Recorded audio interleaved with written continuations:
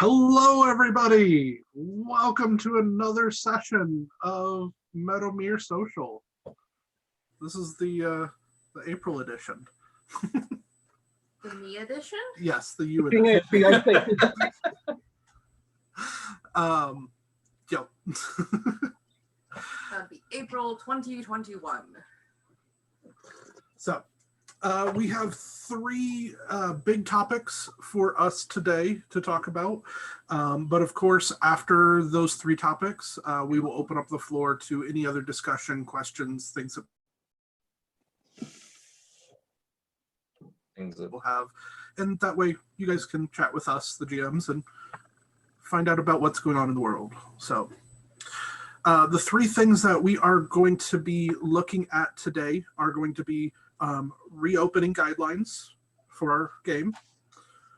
We will talk about material transition, because we're transitioning from our old material system to the new one. And then we will also talk about a new additional feature that we've built into the game, in-game structures. So those are the three big things that we're going to talk about today.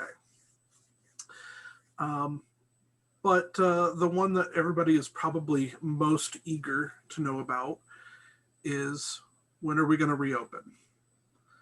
So we've discussed this at great lengths. We've talked about it over months, trying to figure out the best possible thing that we can come up with.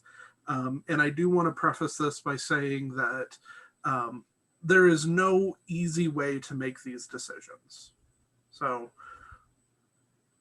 we came up with what we feel is the best case scenario and the best possible way of moving forward.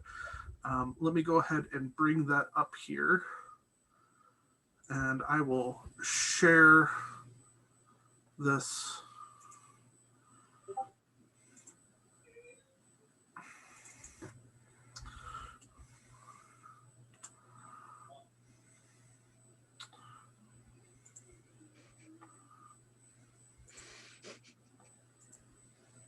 There we go. All right. So we built this and nope. You broke Come it. back. Broke it. Why would you do that, Jeff? That was my bad. Dang it, Rick. I haven't heard that in a while. I mean, I forgot how good. So we have set up three basically phases for reopening. And so we're going to talk about each phase and what that means. So to start reopening phase one, for us to go into phase one, we've decided that we need 25% of Missouri population, 16 and older, to have received the full vaccine. This means that they have received both doses of the Moderna or Pfizer vaccine, or the single dose of the Johnson & Johnson vaccine. This is one of those hard, fast numbers that we can easily measure, and we have plenty of reporting on it, so we can know that it's accurate. And when we move into phase one, these are the things that are going to be included in it. We are going to limit the events are going to be limited to only those who have been fully vaccinated 2 weeks after their final dose. Masks will still be encouraged, but not required, because the only people participating will be fully vaccinated. Props will not be allowed to pass between players. So we will still have full contact with combat, but we won't be passing any materials or coin or anything like that between people, just for a safety measure. It'll still only be outdoor events, and we still encourage people to stay home if they're feeling any COVID-related symptoms. And as a safety precaution, we will be doing non-contact temperatures at the event, most likely. Does anybody have any questions, comments about phase 1? We can definitely answer those. I feel like I heard yesterday that we're at something like 18% It's like, of the population vaccinated. 19.5. yep, we took a look at it yesterday and it was 19.5. Okay. So we are almost hitting phase 1. Okay. We're getting there. Yeah, phase Well, 1 for us. Was that the, when that was looked at, was that the state or was that the Greene County? That was the state. Okay. Yep. The reason why we chose why we felt it was to choose the state is because we have players that don't reside in our area. So obviously the state, we need to measure from the state as a whole. Makes sense.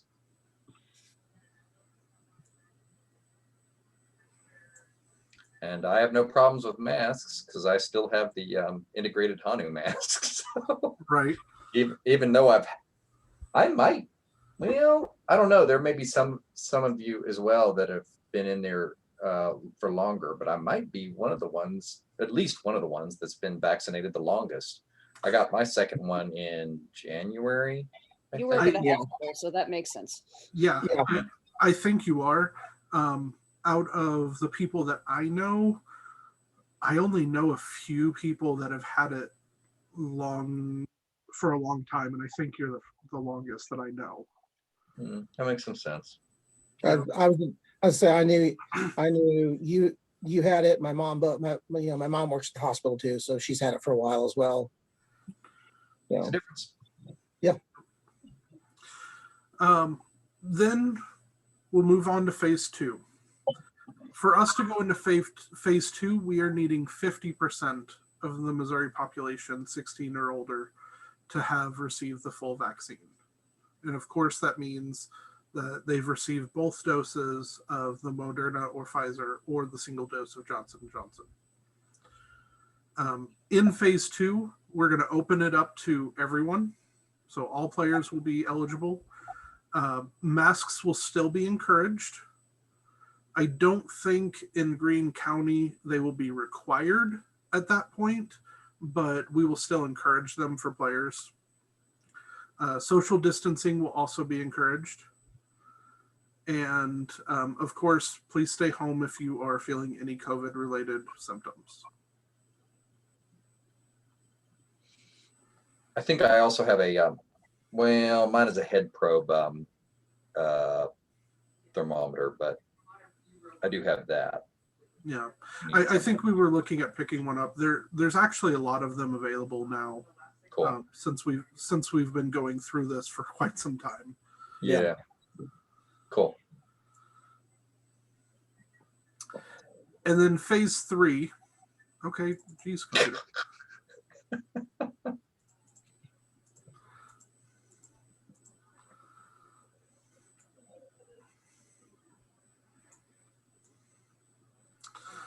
Phase 3, we're looking for 75% of the Missouri population. This is slightly more than the goal that Missouri has overall, which is a little ambitious, but at the same time, we are wanting to just make sure our players are safe. Once we hit that amount, all players are welcome. There are going to be no restrictions on the game, either by passing items, masks, social distancing, anything like that.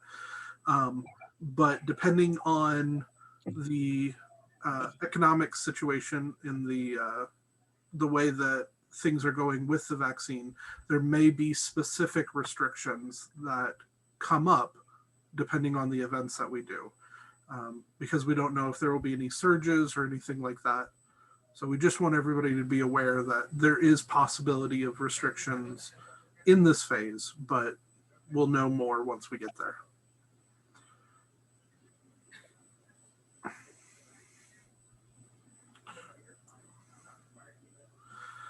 So with this, we wanted to make sure everybody knew where we were looking at to get these numbers. and the GMs will review the phases as needed, as they any of these phases are subject to change at any time. Our main priority for this, guys, is safety. We want to make sure that the players are safe. The last thing that we want is for there to be any kind of outbreak at one of our events. And I don't know if I could deal with that. Like, that would be absolutely terrible to have happen. So we just want to try to make sure that everyone is safe. But to know where we're looking at the details so that you guys can keep up with them on your own, you can go to covidvaccine.mo.gov/data to see what the current vaccinated rate is. So it's a great option to take a look at. And if you guys see that it transitions into one of these and we haven't made an announcement, feel free to message us. We will gladly go look and be like, yeah, let's move into the next phase. 1 minute. Like, Yeah. wait until the next day. Oh, yeah. Don't like to see it and we haven't made an announcement and come harass us, because it could be that we're just at work or we haven't quite gotten to doing it yet. Give us a day or two. Yeah. I'm scrambling. Give us a chance. We're people. We got stuff to do. Also, a note is that we will not be opening up to be doing in-person socials again until the Springfield Public Library removes their restrictions. So we are dependent on them as to when we will be able to start doing that again. And so we're looking at basically they'll remove their restrictions, I'm sure, once Springfield's made its official ruling on occupancy and allow it, letting those restrictions up a little bit. Which may be coming sooner rather than later, with us moving into phase yellow in Greene County. So we'll be watching that.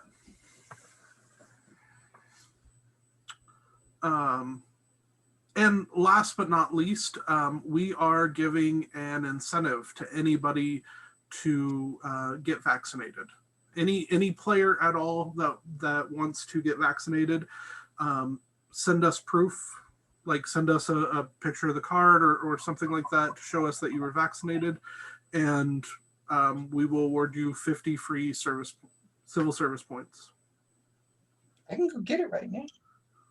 Yes. Just send us a message. That way we can get to it as soon as we're able to.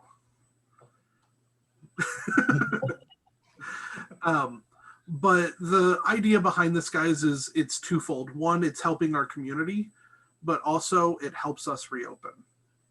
So the more of our players that are vaccinated, the more likely we'll be able to have full games sooner. Which we all want to get back to. Yep. They're looking also at evidence, and I forget where this is going through case studies, but they're looking also at the possibility that the vaccines can keep you from transmitting the virus. Yeah, I read there's a TikTok virologist doctor that I follow on TikTok, and he's been saying that they found studies, they're still going through the details, but it reduces transmission rate reduces quite a bit with the vaccines, which is promising. Yep. Yeah. As a possibility. There hasn't been proof of it yet, but yeah, exactly. Yeah. But I'm glad that there are studies saying that, so that's good to hear. One of the things that the GM team discussed is, well, what happens if, even though somebody is vaccinated, somebody comes to an event and may have it, and that person carries it home to somebody who may not be able to really fight it off, is more susceptible to it. So, like, there's a lot of discussions that we had over this, and we tried to use as much scientific evidence as we could to really look at it. I understand all of that. On an individual level, although I still go to Kung Fu like a couple of nights a week. Mhm. One, if I'm working on the COVID unit, I don't go.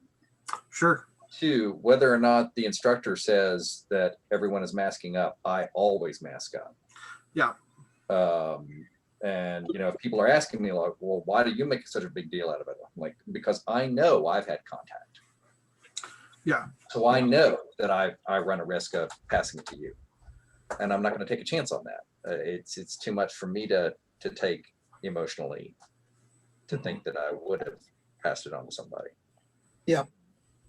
At least without them being forewarned. Exactly. So. Any other questions or anything, guys, about our reopening guidelines?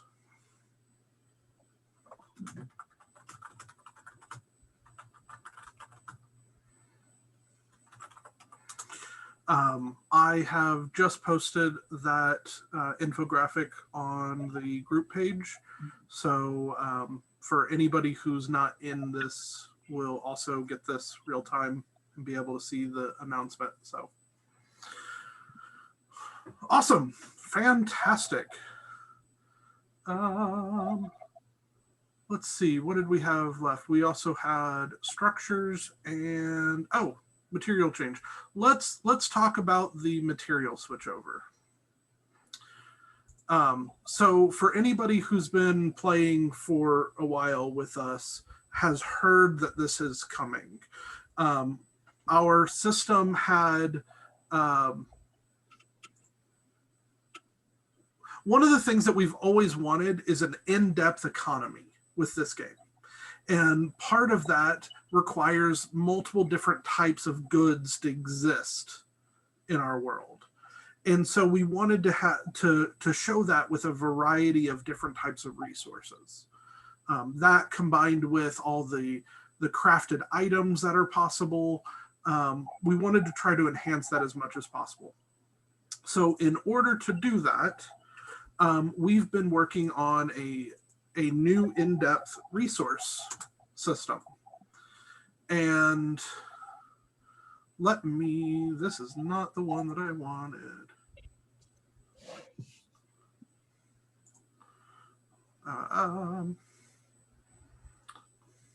Hold on a second. Please hold. Your time is important to us. Para Español, marca número 2. Click.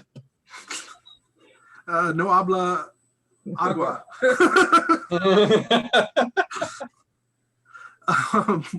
All right. So for everybody, for this material switchover, I'll talk about the materials here in just a moment so everybody is clear on what is available now.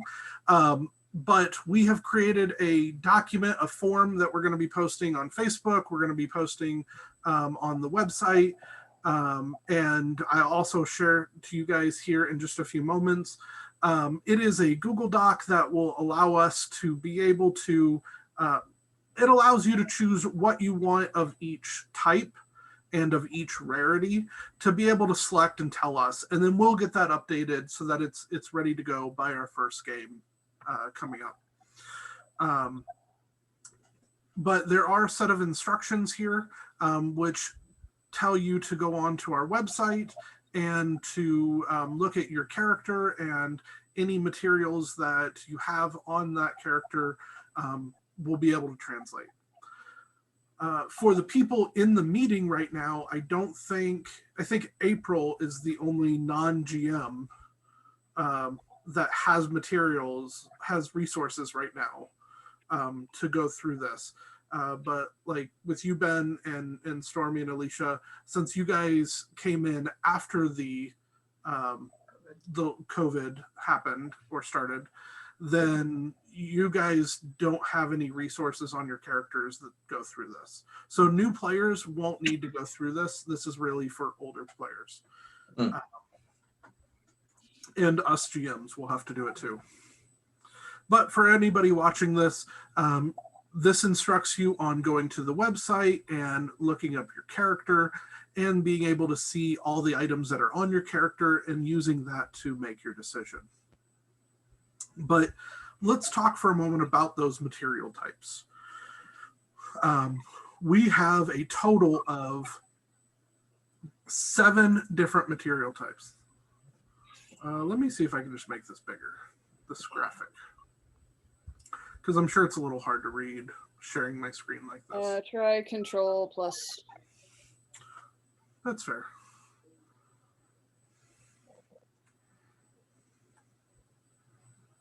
Angela with the big brain. No, I just always hit it accidentally. I use it all the time. I was just going to bring up the image, but this works too. So there are a total of 7 different types of resources in our world: animal, chemical, ore, plant, stone, and we have 2 refined: magical and tech. Magical and tech are a little bit harder to get a hold of, but can be obtained. They can be made, basically. And so you have the different types of resources, and then you also have the different rarities. You have abundant, common, scarce, rare, and quest. So you might have abundant animal, but you also might have common or scarce animal as well. And different recipes will call for different amounts of each one. And so before, all we had was the abundant, common, scarce, rare, and quest. We didn't have the types. We had always planned on having them, but hadn't gotten to that point in our game where we could do it.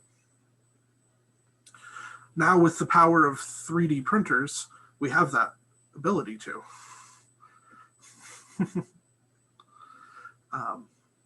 But yeah, so anybody have any questions over the material types or the change that's happening?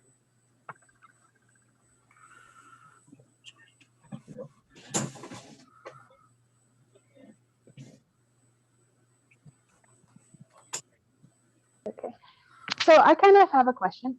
Yeah. So, like, because I mean, I've never done any kind of LARP before, but I've played lots of D&D, so I kind of imagine this is like D&D. When you want to make something specific, you need the different materials to make it. Yeah. Okay, so I guess I'm just kind of curious, like, what are some examples of things that you would need, like, these kind of materials for? I'd assume animal is like leather or bone or things like that. Yeah. Go for it. I do a lot of crafting in game, so I like to think that I'm pretty familiar. So let's say I need to repair someone's armor. Okay. I've got we have little recipe cards that say it lists out what you need to make this thing. Armor might not be a good example, but I don't do potions. But with armor,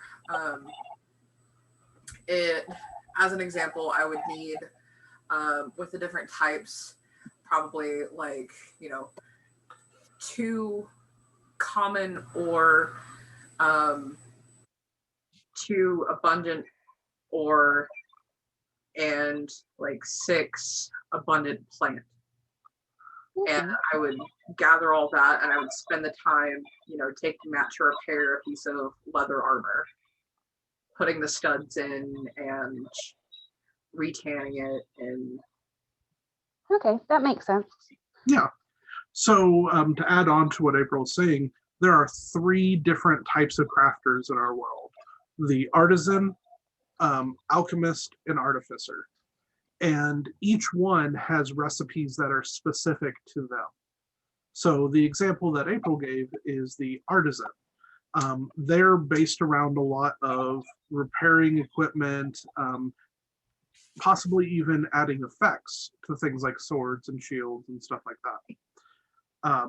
But the next thing that we're going to talk about here in a few minutes is actually a set of recipes that we're adding to the artisan as well. So we'll talk a little bit more about that, and that might help understand a little bit where the recipes come into play, Okay. because like a alchemist might make a product, they might make a potion, maybe it's a healing potion, whereas the artificer might make a scroll that has an effect on it. And then the artisan is more about physical equipment. Okay. Ben, you had come back and unmuted. Did you have any questions about the different material types or what we have in the future for that? I don't think so. Not as much. I mean, it's hard to say until I'm really in it, because I can't really plan for what Hanu's going to do with his alchemy, or what Kieran's going to do with his essentially blacksmithing. Until it's in the moment. And if these are commonly found materials, then it doesn't necessarily impact it. I have written about Hanu gathering materials, so I just see him as, having done the same kind of thing. But is that going to actually translate into the game and him having some? I don't expect that. I expect what you do in a game. Well, and you never know, because there's in the game, there's multiple ways that resources are going to come into play, whether that's foraging and you find a resource location that you can harvest there, whether that is on monsters or in loot chests, and even in in buying and trading resources with merchants or even other players. I mean, there's going to be options. There's lots of options to get what you need. It depends on how your character goes about it, and what you're willing to pay for it. Yep. And there's also the civil service points. If you're just in a pinch and you're like, you know what, I need this next resource and I want to make sure that I have it for the next game, you could buy it that way. That leads into a question that I have. With the diversifying the material types, how is that going to affect putting out gathering points? That's a good question. So that kind of ties into the ability lore resource. So there's two different ways that gathering points will appear in the world. One is the lore resource ability, which as a player, if you have that ability, you come up to the GMs and you're like, I want to put out one of these. And we give you a pot or a bucket or something that has a bunch of the resource in it of the type that you choose. Now, if the GMs put a resource into the world, then we will pick the type that we put down. And a lot of times we'll take into consideration on what the story is. Like if there is a mining area in this area that we're in, we might put a quarry over in an area and put resources there. And it'd be a resource area to gather stone or ore potentially.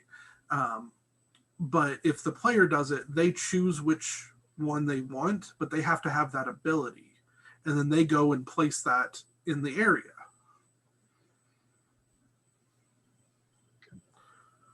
Does that answer the question? Yes. Cool.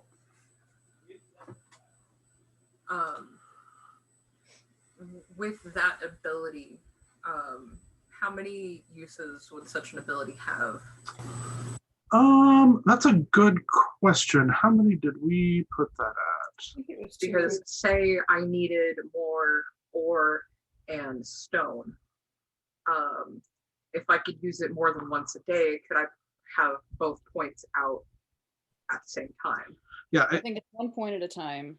Yeah, I 1 think point. there's 2 uses of the lore abilities, I think is what we ended up with. Yeah, I think that's what it is. I'd have to check on the website. Do you have to exhaust one before you put the other out? Yes. Okay. Now, if 2 different players have the ability, they both can have one out, but an individual can only have one at a time.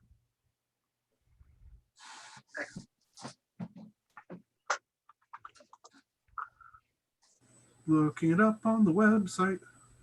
I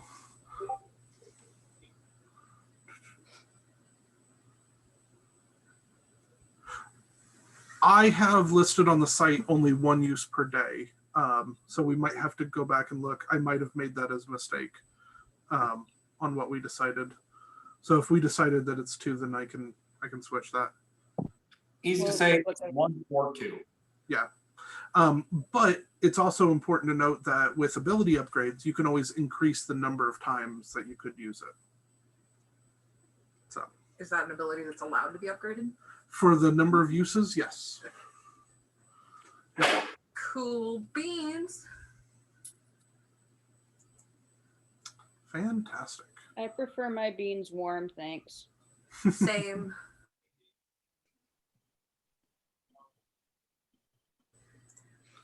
In a conversation like that, I can't help thinking. Any that, other question? Sorry for the interjection. But in a conversation like that, I can't help thinking that H.P. Lovecraft survived on a diet of beans for quite a while, and his writing, well, it just seems like a natural result.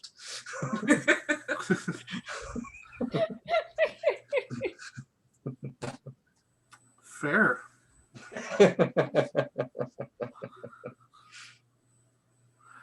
All right. Well, if there's no other questions on materials, let's move on to our big new thing that we're announcing here at the social, and that is in-game structures. This is something that we have wanted for a long time, and we've had a lot of discussion over, and we made some decisions at our last GM meeting on how to implement it. And so let's dive in.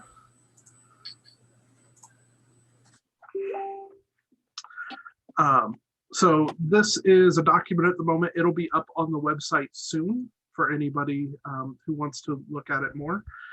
But we are adding structures to the recipe list for the artisan.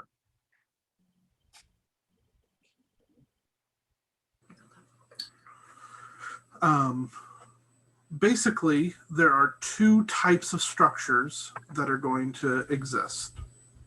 There are stations and there are buildings. Each different structure is going to have its own recipe for it.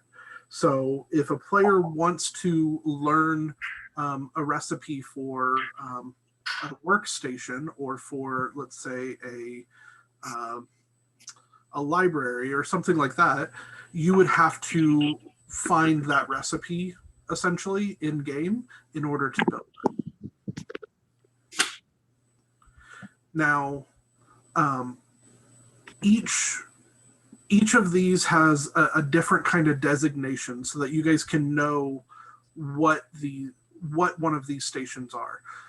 So a station is going to be designated by a cloth or a sheet set out over a table, and there's also needs to be a sign that states the station type. So, for example, and we'll look at a bunch of different examples of different types of stations here in a moment, but a workbench is something that you can create. You have to have some sort of label for it that says workbench. That way other players can know what effect it gives.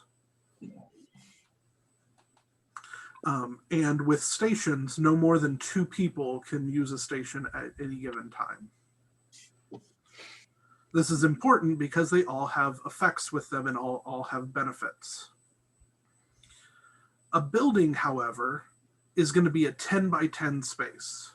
And there needs to be some sort of marking or barrier that represents that 10 by 10 space. So if it is on concrete, you draw out a 10 by 10 square in chalk, or if you put up an easy up and like put some fake walls, the more you want to decorate these things, the better they're going to look and the more immersive it's going to be in game. But it just has to have some sort of physical representation to show the space. And because buildings are 10 by 10, you can have up to 2 stations in the building as well. And this is important because some of these effects can stack. So you might get an effect from a station and you might get an effect from a building.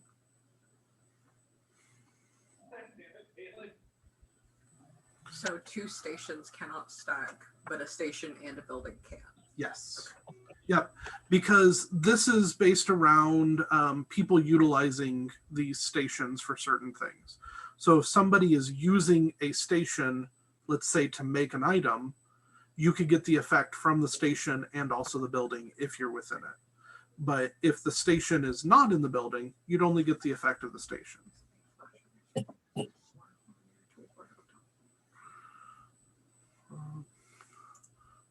is the chat. So,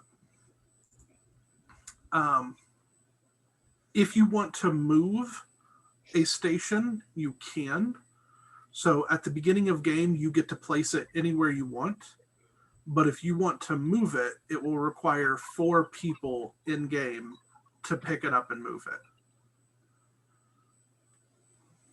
So you would have to get 3 of your friends all together to be able to pick it up and move it somewhere, which may be useful if you have a station that, say, provides armor and you want it closer to a battle that's going to happen.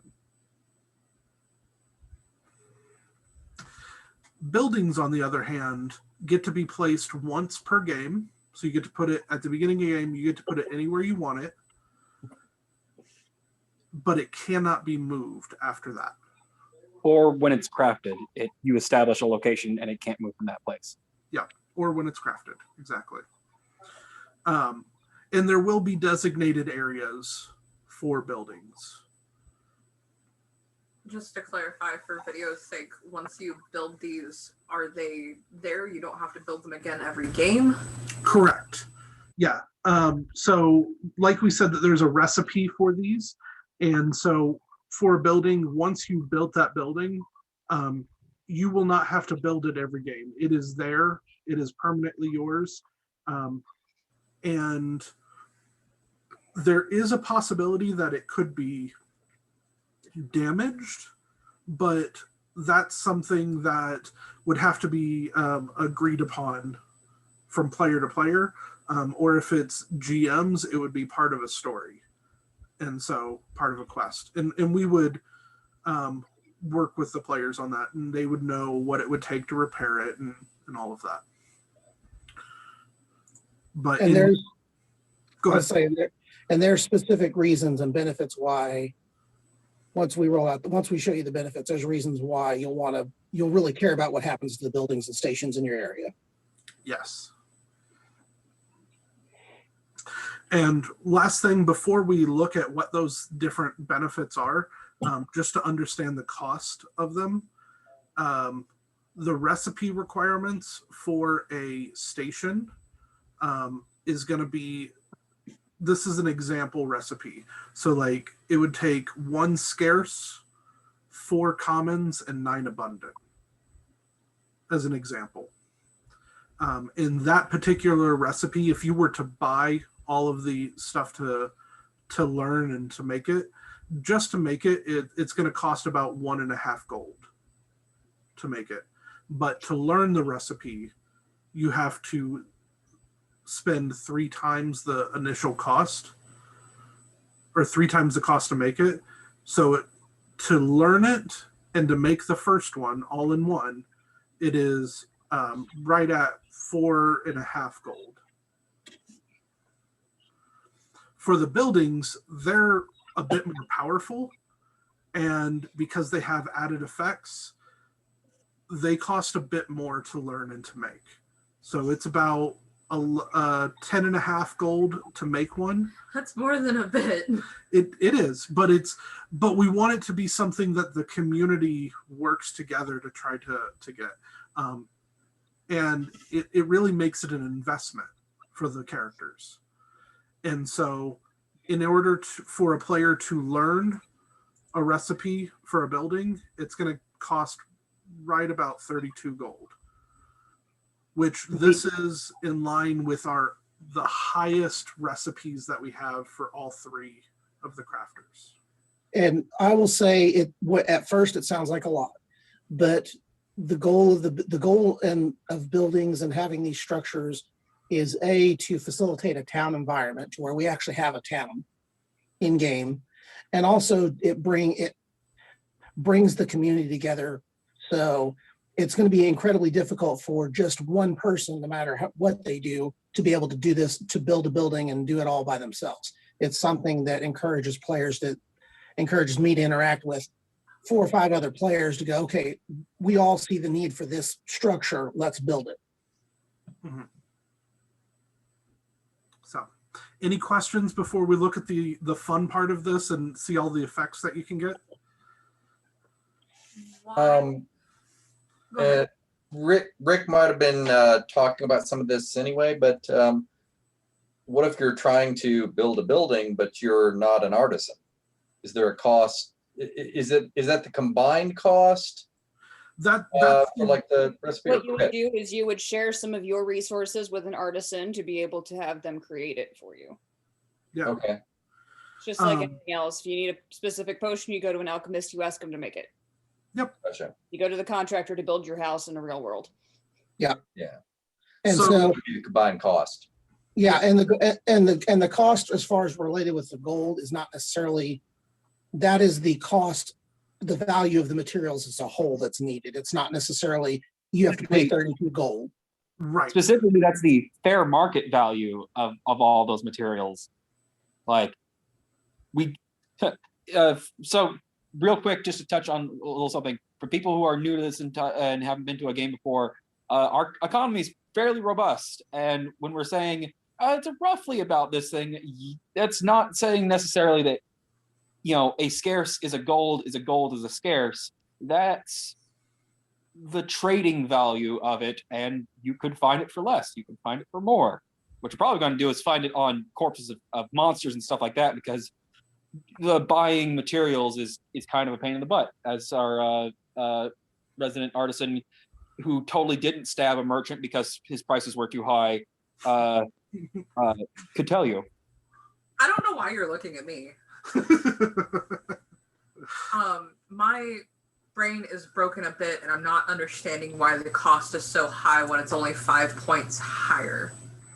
Okay, the points part, that's an internal thing for us whenever we're building a recipe. The cost, so for example, these materials right here, the 1 rare, 6 commons, and 9 abundant, if you add up the cost for those materials, that's this number right here, the 10.69 gold. That's how much those materials cost. Ignore the points. The points is an internal metric. Okay, so abundance are typically a copper a piece, right? Commons are a silver, about. So rare is 10 gold, scarce is 1 gold, commons is a silver, abundance is a copper. That's exactly what I was just saying. I know, but I had, that's the way I remember it. I had to say it that way. I apologize. Yeah. So in order to make the first one, it would cost this much in materials, roughly 32 gold. But let's not get lost in the weeds of numbers for the time being. We were going to talk about the actual effects and what these things do and what we can actually do with them. Yeah. Yeah. Sorry, if my brain gets stuck on numbers sometimes. You okay? So, Effects. so let's talk about some of these effects. So the first one here, come on, don't. First one here is a station, and it's called an exchange station. And that is, you can trade 10 abundant materials for 1 copper. And there's a max of 10 copper per game. that can come from that station. So if somebody builds this, every game, if you have abundance, you can just trade it out for coin. And this way, because abundance normally disappear after every game, you don't get to keep them. But this way you can turn it into coin that you do get to keep. And this is a first come, first serve, who gets to it to be able to trade it out. And this is a station just meant to help you keep some of that material, in a sense. Then here's a building that is along the same lines, and that is a shop.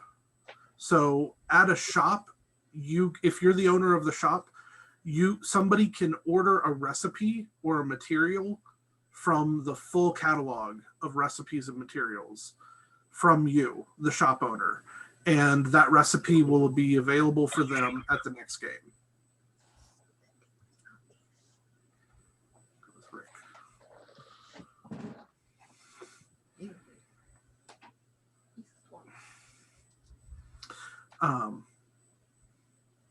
Let's give you guys another one. And that is another station is a med station. If you make a healing item at a med station, it gives you 2 health points rather than 1 when you consume it. So if you're an alchemist, I could easily see this as being a station that you would want. Or actually, all 3 of them. The artisan has a health kit that they can make. The alchemist has a healing potion, and the artificer has the healing talisman. So each one of those gets an additional healing point when they use that item.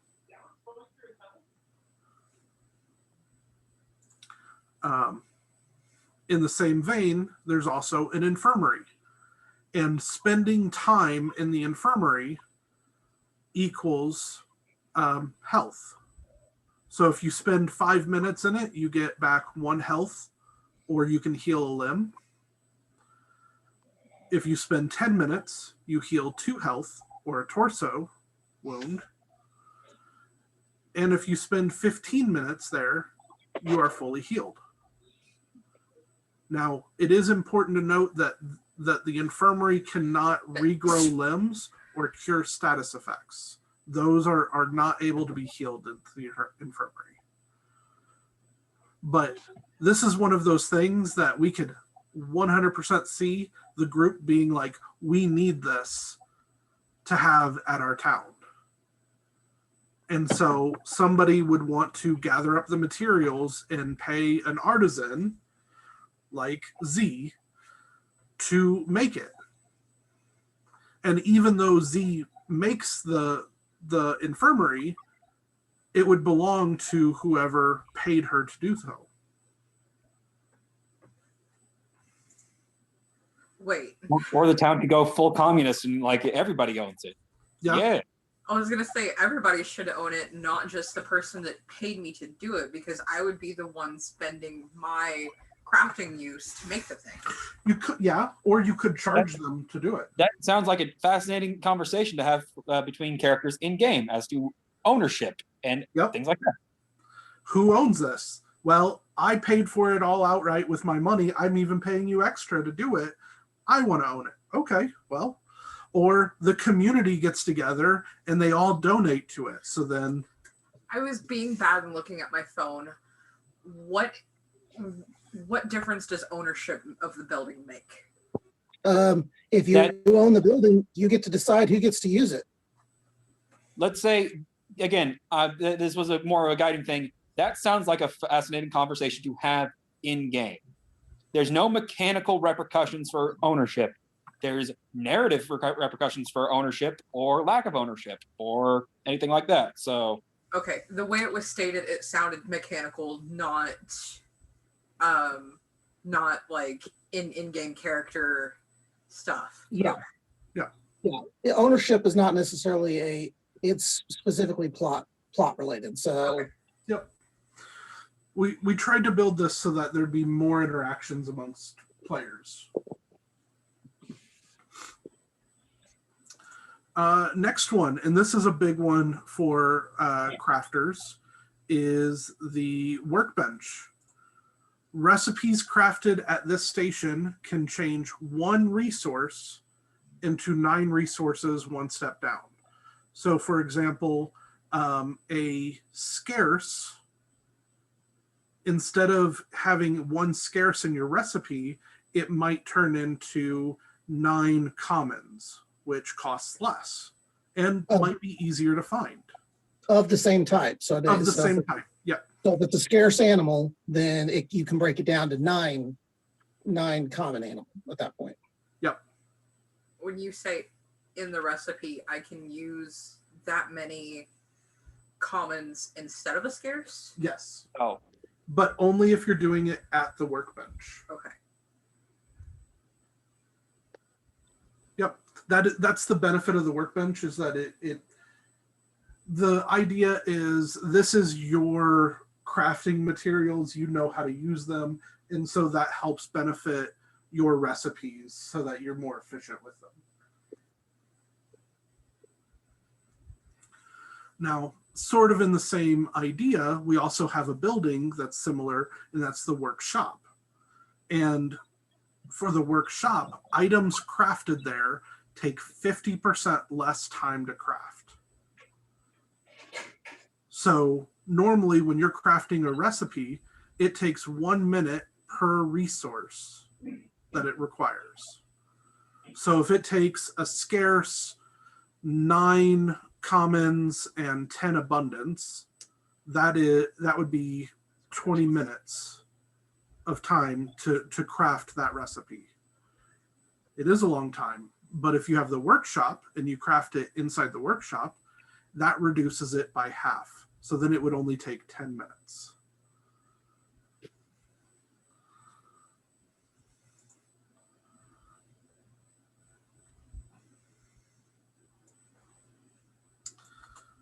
The next one we have is one that we thought would be very popular with a lot of our fighters, is the shrine.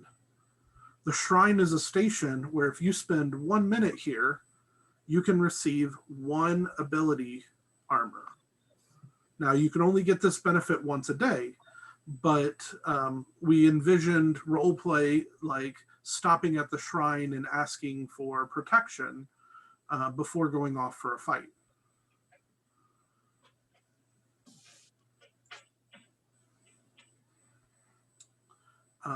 Sort of in that. You have a question? I was going to say, since we are building these locally, we cannot build to other deities, can we? Because that would be considered blasphemous by the order. I mean, you can. There are the approved religions, which there's the Bahir beliefs, the Ankaram beliefs, and then also the saints. So I couldn't make a shrine to Ren. I mean, you could. You could. Like, it would be. You better hide it really well. It'd be some really interesting role play going on. And where you place that is really important. In the woods, behind a tree. This is my shrine. On the wall behind the bar. Even better. That's where some of them would be offered. Yeah. 5 Another foot by 5 foot shelf underneath the bar that's secretly a shrine to Ren. How big do workstations have to be? About 5 feet ish. Like it's a table idea. Like the 5 size. feet long or 5 by 5? It's not specifically a 5 by 5 space, but it's meant to be a table with a table or a cloth laid out on the ground. So that's variable, but you still have to have a sign that says this is a shrine. Okay. Yep. On the religious aspect, though, we also have a building, which we thought would be really useful. And Hanu, I think this might be something that you might be interested in, but it's a temple. And that is the ability you get is somebody can spend 2.5 gold to cleanse themselves of ailments. I'm actually more interested in the school. Looking down on the page.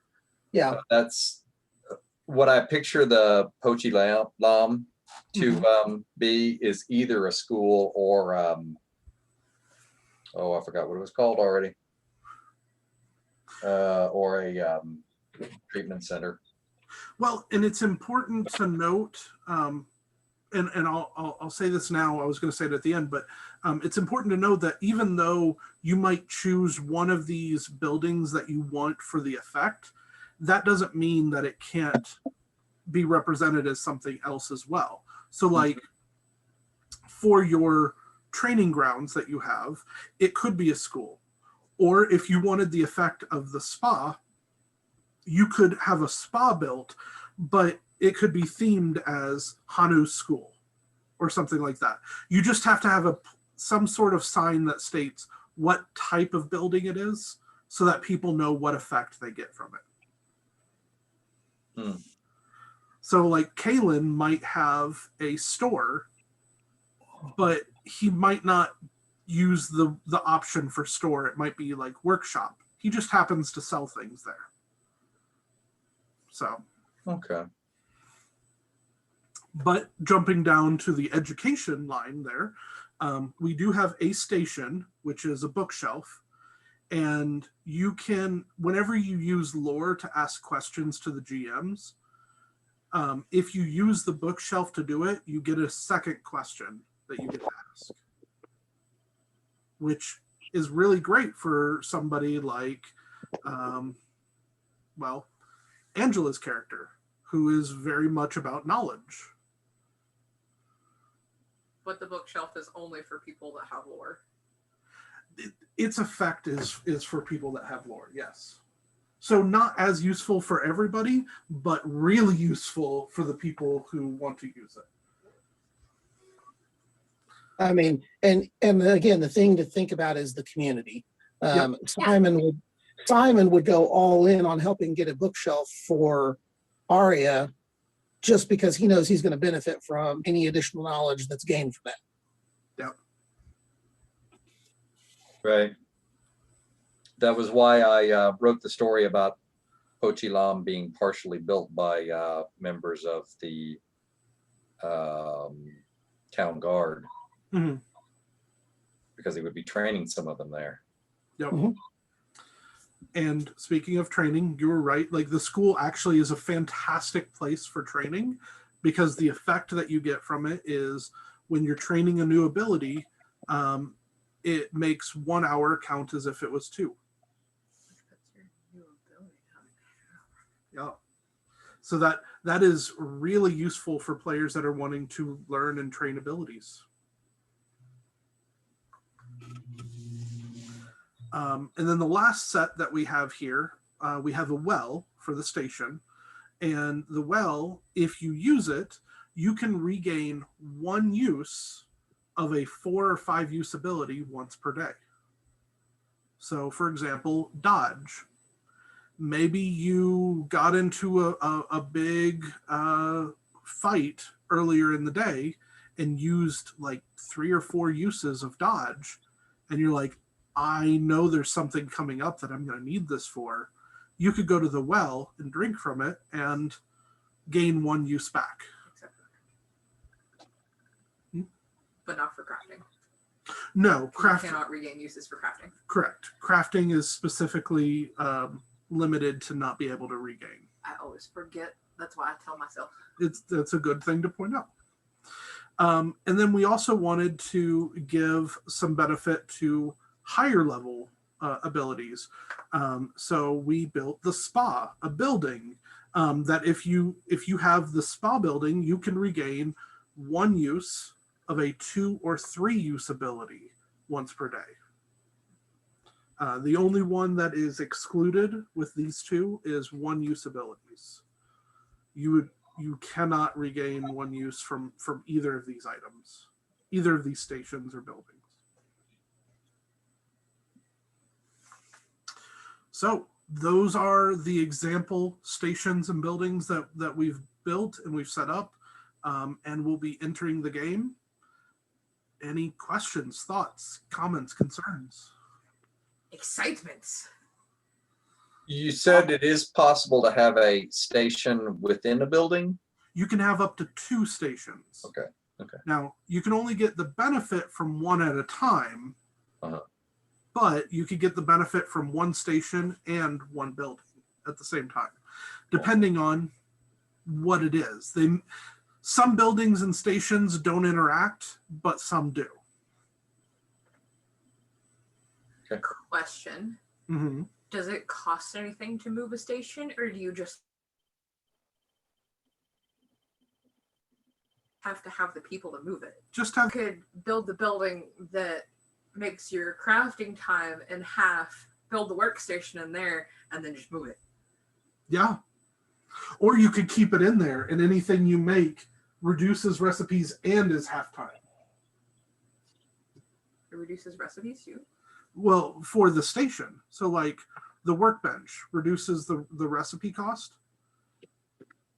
So if you have a workbench inside a workshop, Make a workbench on the workbench. you could make a workbench on the workbench. Done. Sold. I'm doing it. Again, the goal of this is, we want you guys as players to be creative, Mhm. And really kind of game and figure out ways to build this community, because, we've done a lot in the past, over the past few years, we've done a lot of exploring, a lot of traversing, but something that we've always wanted, that several players and even the GMs have thought about, is how do we get a community started? And this is kind of a way that we feel is going to jumpstart that. Yeah. And for example, let's take Tanis's group, the consortium, as an example. The consortium might band together and say, hey, we really, really want an infirmary here. And so they might pull all of their resources together to get one built. And then every game, they get to put that there in the community. And so it's there so other players would be able to use it if they allowed them to. And then in the infirmary, they might have a workbench and a shrine that they have access to. Players that are more of like merchant type players might have a store or a shop that they want to have, because it creates a reason for people to come to them. Crafters might want to do workshops. Those that are more religious might want to do a temple or maybe a school. It really, we wanted to make this as versatile as possible, but also giving as many possible effects that we could that didn't break the game. So. Is there anybody? I'm ready with excitement. Is there anybody that has any ideas for anything that we might have missed, or any effects that would really, you think it would add to the list of stuff that we have here, or any oversights on the way we worded anything? Or yeah. Is it possible to build 2 adjacent buildings that essentially serve as one? Yes, we discussed that. So for example, the building at Ritter Springs, what was our ultimate decision on that? Like, because physical buildings that already exist. So like there's the structure at Ritter Springs, like Ryan was mentioning. Yeah. The GMs will have a limit on the number of buildings that can be within that building, and it has to fit the size requirements. So there has to be enough space for that building to be there. but there still needs to be some sort of barrier, and that could just be a line or something showing that there's this side is this side is this, because you can only get the benefit from one building at a time. Actually, it might be more helpful to not even think of it as a barrier, just kind of like more of a location marker. Because it doesn't. We don't want a big 10-foot section of like impassable object or a rope stretched across an actual thing at Ritter Springs or stuff like that. But it needs to be some sort of location marker. So area rugs or curtains or something like that. So you could feasibly, you could do two buildings right next to each other. But you only will get the benefit of the building that you are occupying at that moment. That makes sense. Yeah. So for example, if the consortium wants to do an infirmary and a training ground, they could do both of those right next to each other as their little complex. But the players that are in whichever building they're in, that's the only benefit they're going to get. They're not going to get the benefit of both of them at the same time.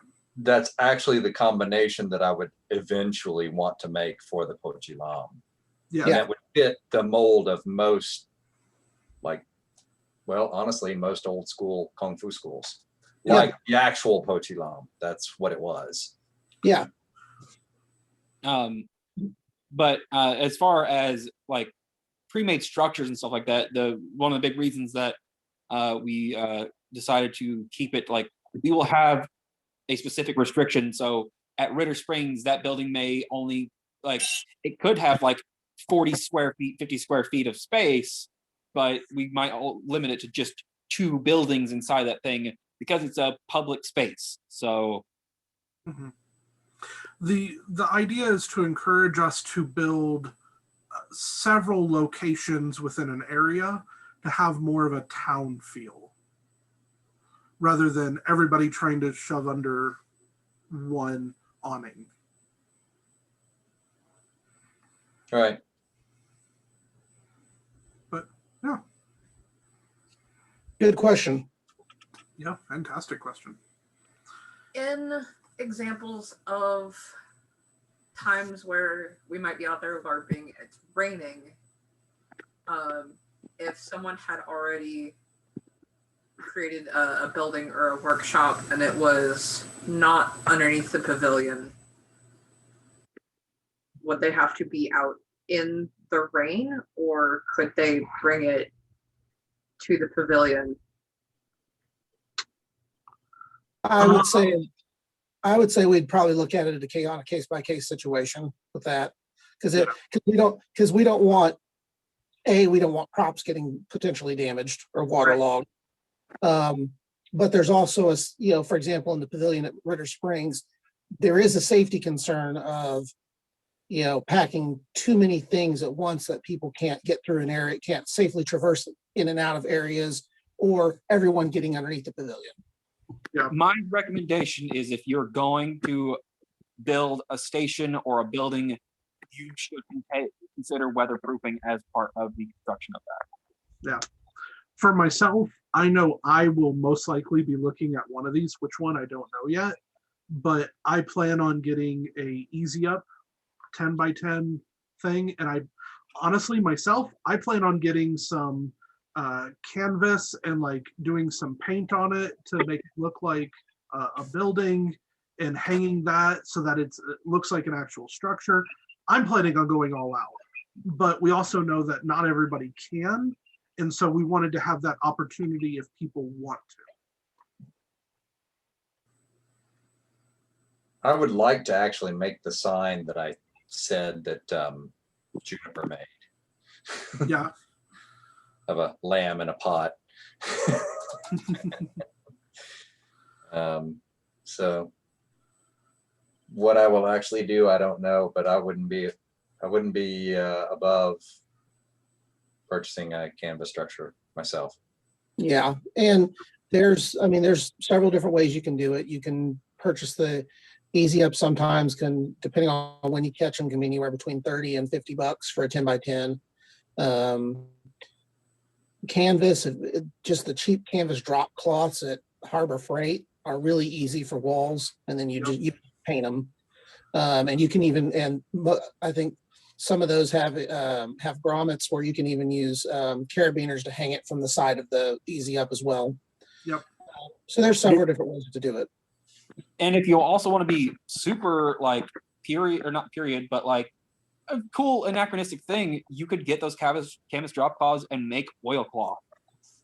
And like, have an actual like weatherproofed oilcloth that like you will keep the rain out and not get waterlogged and stuff like that.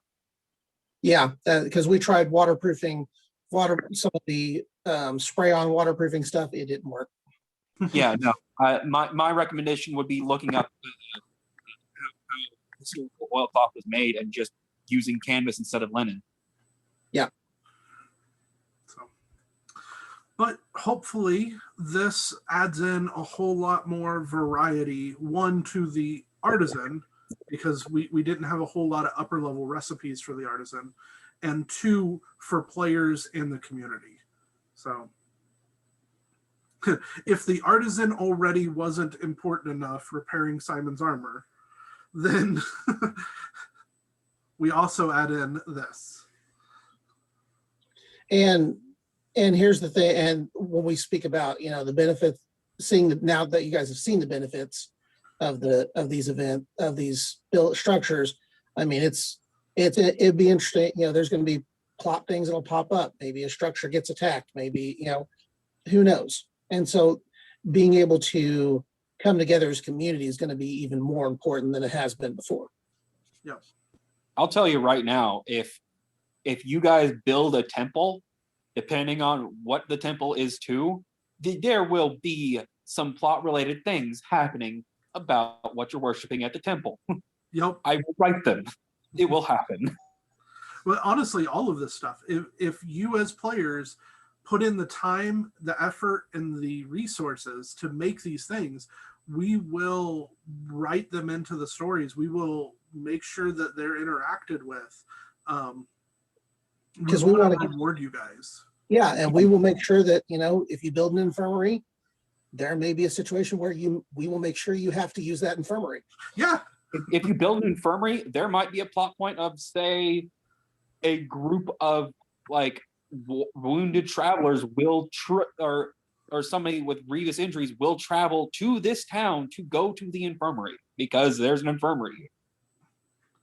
Because that wouldn't be available everywhere.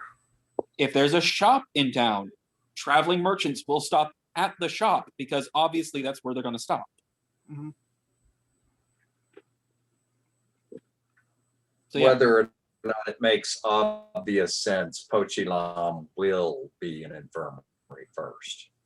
Yeah. Hey, that's another structure would be the school.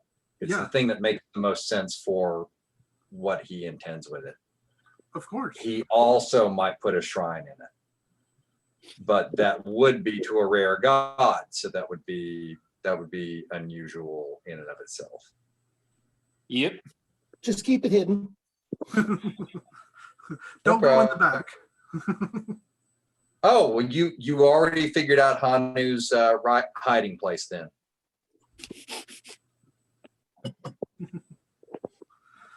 Easy access. Yep. And like we said, every building has the ability to have 2 stations within it. And since those stations can move, it's not a permanent choice. So you can move this. You can keep your shrine in your infirmary, and then if word of the orders is coming through, then you just get 3 of your friends and you guys hustle that station out of town. Yeah. Hide it. Which, if you do that, Simon will try and look the other way. He may laugh at watching 4 of you carry this thing, but he will turn a blind eye. Yeah. the hope is that players will take these ideas and they'll run with them. And so, like, for a shrine, maybe a player brings in some items to make the shrine look like a shrine. They have relics or things that they lay out. With the workbench, maybe like the crafter will have tools or have their setup. That this is where they craft things. The whole goal is to try to encourage as much role play as possible. And I mean, and as you guys, as your characters are working together to build these structures, out of game players, if you have ideas on props to help, it make the structures more immersive, feel free.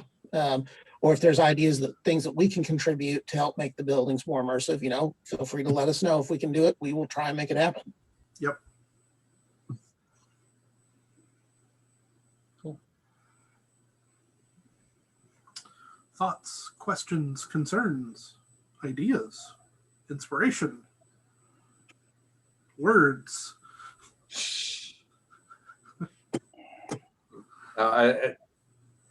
Again, I've already written the story of creating a structure, so this would just be, all right, well, figure out how to get the money to turn it from an idea to an actuality. Yeah. In my mind, Hanu has the structures up, but they're not dedicated enough to be actually what they are in game. Yeah. And then I'll play out the rest of it. I think the first thing that he would do is build that infirmary space, Mm-hmm. and build the training grounds into its own space later on. So it would be like putting a roof over the yard that he was using for it. I can't speak for Matt, but the intention has always been that Kieran works as the consortium's blacksmith or artisan. And that he will hire him out to other things. So quite probably, and I think I put this in the story as well, when Hanu's structure was being built, Kieran was told by Tanis, since that would also be used as a training yard for other things with the consortium, hey, you go do this. And Kieran went, yeah, fine, great. But that wouldn't mean that he wouldn't hire out to other artisans or what have you. Yeah. It's just how he would do. And when it comes to things like a training ground or something like that, the 10 by 10 is the minimum required. If you wanted to put up like some like ropes, like a rope guard or something, in like an area, that could still be the training ground, or in this case, the school. And you can still use it. It's just that's the minimum required to have it. I don't know if we covered this. Another thing about buildings is it requires GM approval to place a building. Yes. Yep. Every time. So. And that's the main reason for that is safety and safety. The other reason we want to make sure you're not placing the building over a hole or in a place where we know players are going to be running through frequently, and or also because what's going to happen. Yeah. What was the other? Plot. Yeah. Okay. Yep. So, and we plan on having a general, specifically since we're at Ritter Springs most of the time, we're planning on having a general map that is pre-approved where buildings can be placed. So that once you have that approved, you're good to put it up there every time. Okay. With that said, guys, if you think of any other ideas or any other mechanics that you would love to see buildings or structure stations working with, by all means, shoot us a message. We'd love to hear your ideas. If we can find a way to make it work, We probably will, because this is a game designed and built by LARPers for LARPers. The whole thing is we want to have fun as a community. Are there going to be plot taxes? Maybe. Well, I see you, Rick. maybe. Or should I say Simon? Simon says it's time to pay. Every year around April, you have to pay taxes on the buildings you own. The community has to somehow gather the funds. Roads and bridges don't build themselves.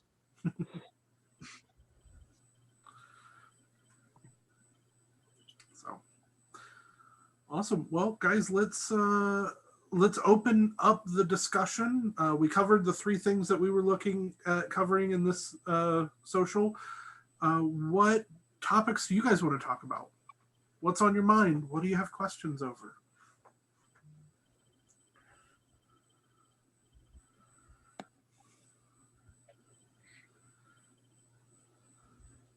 Speaking personally, oh, sorry. No, Speaking personally, you've given me a lot to process. So right now I'm just trying to process. Hey, that means that we did it well. Mm. And we will get these out in a format where you guys can view them. That way you know what's going on, and you'll have a place to reference them. Yeah, the in-station or in-game structures should be up on the website within a couple of days. Right now, it's just a matter of format, making it look good. But beyond that, the rollout for starting up is posted on Facebook, and the material change is live. We'll post those links here probably today on the Facebook group and on the website. So yeah, all this will come out momentarily. Cool. I've got so many plans and ideas going in my head. Good. That's what we wanted.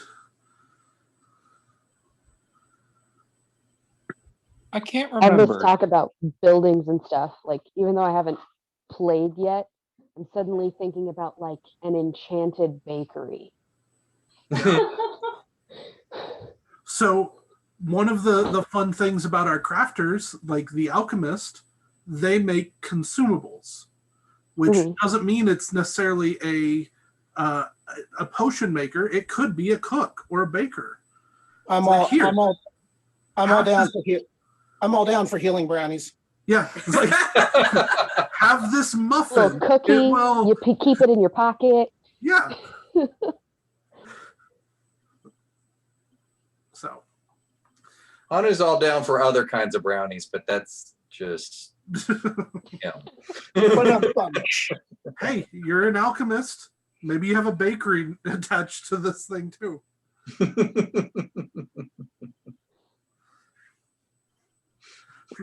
I can't remember. Have we rolled out lores yet? Yes. Okay. That We was rolled out most of them. I think we rolled out all of them. Was it all of them? Because there was still something that we needed to talk about with them, I thought. But I think we did that following meeting as we poked out the thing. Maybe? I don't know. It was resource management for cultures. I don't think we touched on that. Oh, that, yeah. Oh, yeah.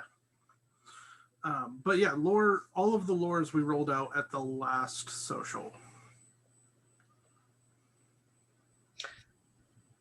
I have a weird thing to mention as a let's call it an artifact idea. And this came to me because, well, if you've seen some of the costuming stuff that I've been doing, I've made rubber versions of iron rings for Hanu's arms and legs. Yeah. Some images from the upcoming Marvel Shang-Chi movie. Mm-hmm. make raise the possibility that the 10 rings may not be finger rings. They may be arm rings. Oh, really? So that would be, like, I'm gonna get the actual things here. And sorry, this may be a little bit loud. That would be equivalent to this kind of stuff. Yeah. And I was thinking, well, what if Hanu went to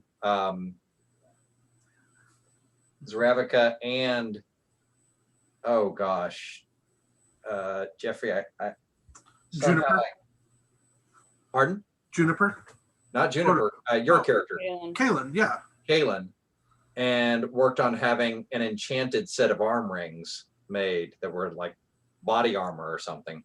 He clacks them once together and suddenly he has more armor on. Yeah, that is entirely possible.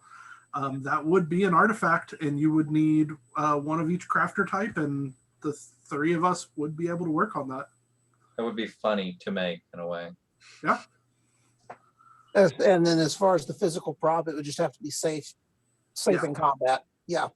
Oh shoot. I mean, it's these are rubber dog chew toys. I can grab them from the other room. In fact, I will.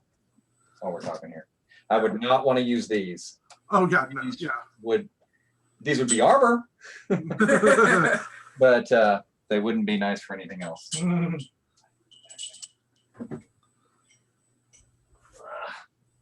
Be right back.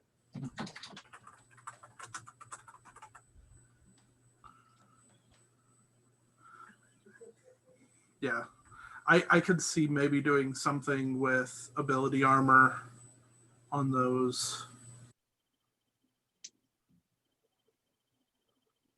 That like every game or something has so much ability armor or something. I don't know. That's them. Yeah, those came out really well. Thank you. I had to work this one about 4 times because every time I put the paint or stuff on it, if I hadn't sanded it, when I plasti dipped it, it would rub off in a layer.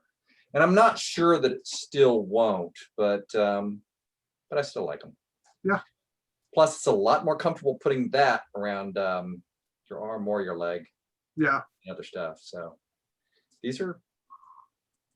It's actually rubbery enough that when this goes around my ankle, I can sit in like a modified lotus position and it doesn't hurt.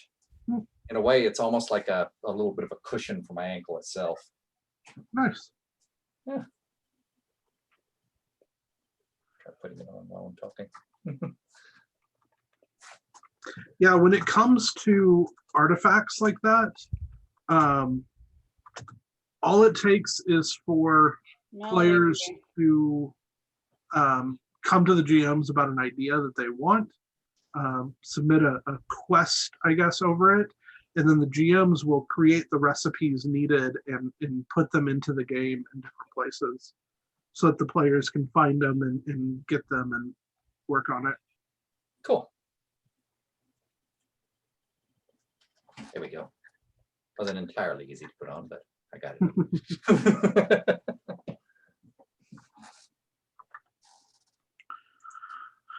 So, any other questions, guys?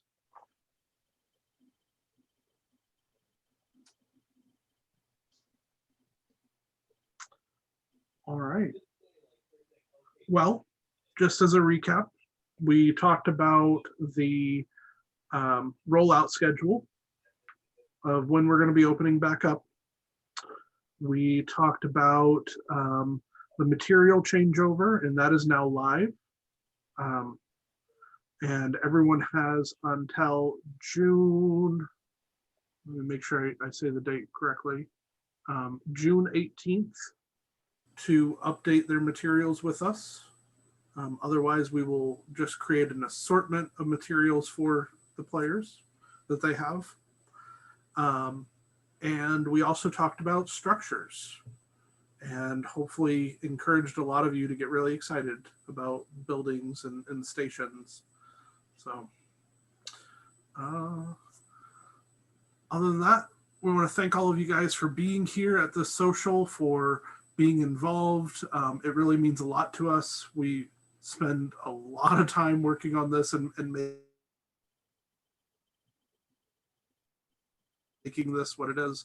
And it's us and the conversation. And we hope that we'll be seeing you all soon.